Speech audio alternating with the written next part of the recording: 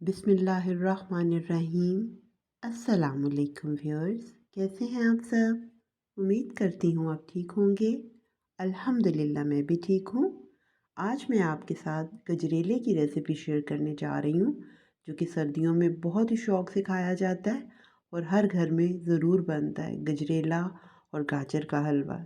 क्योंकि गाजरें होती हैं तो हर कोई गजरेला और गाजर का हलवा बहुत ज़्यादा बनाता है, तो मैंने भी सोचा चलें आज गजरेला ही बनाते हैं। उसके लिए मैंने पहले चावल जो हैं वो 500 ग्राम्स लिए हैं, क्योंकि मेरे पास 8 लीटर दूध है।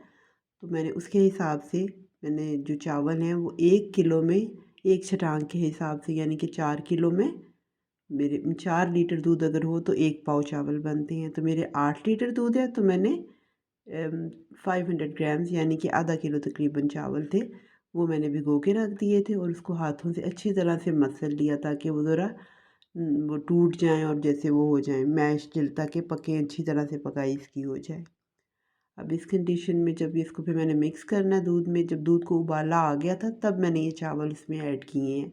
ठंडे दूध में नहीं डाल देने चावल। तो फिर उसके बाद मैंने इसमें गाजरें जो मैंने कद्दूकश करके रखी हुई थी, ये तकरीबन 2 किलो गाजरें हैं मेरे पास। अब यही हिसाब लगा लें, यानी कि 4 लीटर अगर हमारे पास दूध है तो उसमें 1 किलो जो है आप गाजर इस्तेमाल कर लें।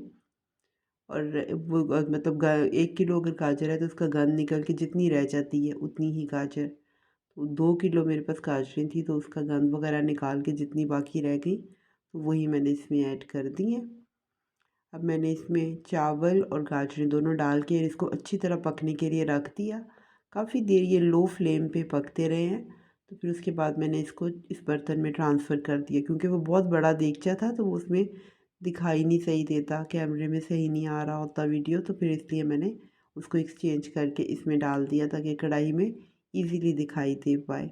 अब मैंने इसमें हरी इलायचियाँ जो हैं वो ऐड कर दी थी और फिर इसको बस पकाना ही होता है, इसको गजरेले को या गाजर की खीर आप कहें। तो इसमें मैंने अब मलाई ऐड कर दी है। आप इस जगह पे क्रीम भी यूज़ कर सकते हैं, या मैंने तो जो घर में हमारी दूध के ऊपर से मलाई बचती है वही मैंने इसमें डाल दी है।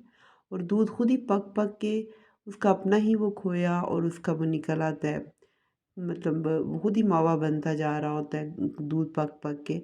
दूध के अंदर ही गाजरें पक पक के जो टेस्ट आता है वो बहुत ही अमेजिंग होता है। अगर हम वैसे कोई एक्स्ट्रा चीज़ें डाल के जो टेस्ट बनाते हैं उसके बजाय अगर हम दूध में ही पका के गाजरों को पकाते जाएं ज़्यादा सा दूध डाल के, तो उसका टेस्ट अपना ही होता है जो कि बहुत अच्छा लगता है।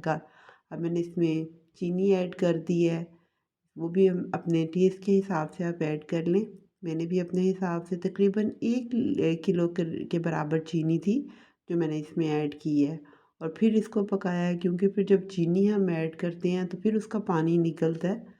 अब फिर उसका पानी अच्छे से मैंने पकाती गई, अब काफ़ी 4-5 घंटे तकरीबन ये लो फ्लेम पे पकती जा रही है। तो जब मैंने चीनी डाली तो फिर उसका पानी के बाद अब देखिए अभी फिर अब थोड़ा गहरा हो रहा है पानी उसका। जब ड्राई हो जाएगा चीनी का भी तो फिर ये ज़्यादा गहरी होने लग जाती है और एंड पे जब आती है, जब मतलब पूरा पक जाती है, खीर हो या ये गजरेला हो, तो उसकी निशानी ये देखिए अभी भी आपको दिखाई दे रहा है कि इसके ऊपर बबल्स आने लग जाते हैं, यानी कि वो छींटियाँ सी पड़ने लग जाती हैं। इससे पता चल जाता है कि ये बिल्कुल गहरी हो रही है और डन हो रही है। अभी देखिए इसका कलर और इसका जो टेक्सचर है वो बिल्कुल बिल्कुल सही लग रहा है कि अब ये पक गई है।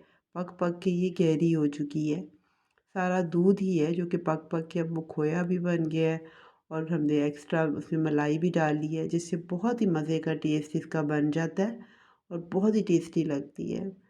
अब आप मेरी ही रेसिपी को भी ट्राई करके आप बनाएं, तो आप अपनी भी रेसिपी का मुझे बताएं कि आप किस रेसिपी से बनाते हैं। कमेंट्स में मुझे अपनी रेसिपी आप बताएं, शेयर करें। कोई अगर आपके पास भी है रेसिपीज़ तो हम उस रेसिपी से भी मैं ट्राई करूँगी।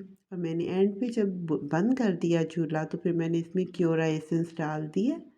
उससे भी बड़ा अच्छा फ्लेवर आ जाता है, अरोमा सा उसके अंदर बहुत अच्छा आता है। खीर हो या कोई भी हम खीर बना रहे हैं तो उसमें अगर हम एंड पे क्योरा एसेंस डालें तो वो बहुत अच्छा लगता है। और उसके बाद आप गार्निश कर लें, कोई भी नट्स आप ले लें। मैंने बादाम और पिस्ते से उसे गार्निश किया। अगर आपको मेरी ये रेसिपी पसंद आई है तो आप मुझे ज़रूर इसका फ़ीडबैक दें, ताकि मैं आपके लिए और भी कोई अच्छी सी रेसिपीज़ लेके आऊँ। मेरे चैनल को आप सब्सक्राइब करें और बेल आइकन को प्रेस करें, ताकि मेरे आने वाली सब वीडियोस की नोटिफिकेशन आप तक पहुंचे। अपनी दुआओं में मुझे याद रखें। अल्लाह हम सबको अपनी हिफ्ज़-ओ-अमान में रखे।